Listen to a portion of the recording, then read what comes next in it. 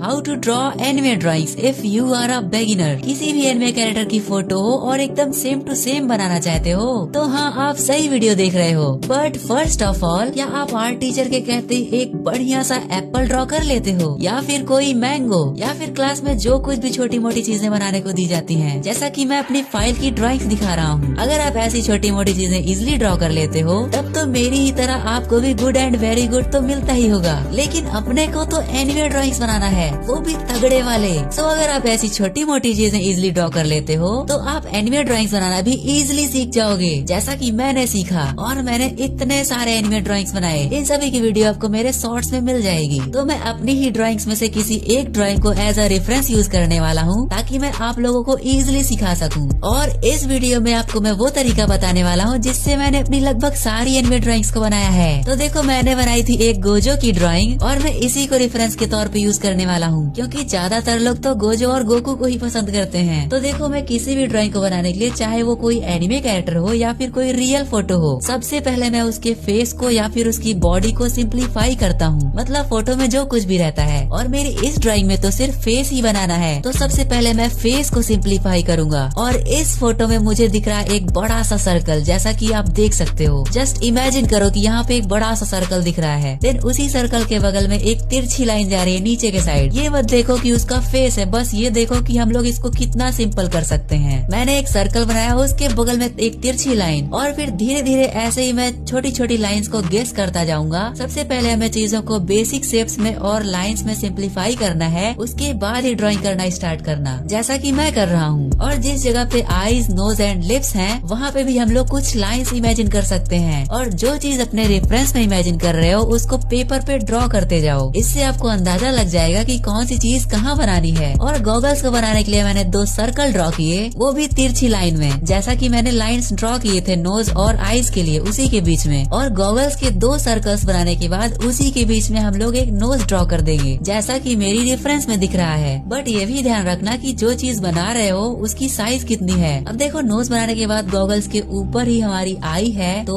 उसको मैं ड्रॉ करूंगा। और ये भी ध्यान दूंगा कि आईज छोटी या बड़ी ना बन जाए, नहीं तो वो भी गलत हो जाएगा और हमारी ड्राइंग सही नहीं बनेगी। एक आंख बनाने के बाद हम लोग दूसरी आंख भी बनाएंगे। दूसरी आंख भी रेफरेंस में जिस जगह पे दिख रही है पेपर पे, उसी जगह पे ड्रॉ करेंगे। उसके बाद नोज के नीचे हमें माउथ बनाना है, तो पहले नोज और माउथ के बीच की डिस्टेंस गेस करेंगे। अपने रेफरेंस में देखो कि नोज से माउथ की दूरी कितनी है, और वही चीज गेस करके अपने पेपर पे भी ड्रॉ करो। नोज और माउथ के बीच की दूरी गेस करना बहुत इम्पोर्टेंट है। अगर यहाँ पे गलती हो जाती है तो ड्राइंग बहुत ही भद्दा दिखता है। लेकिन एक चीज और ध्यान देना कि माउथ कितना बड़ा बनाना है। हम लोग कुछ लाइन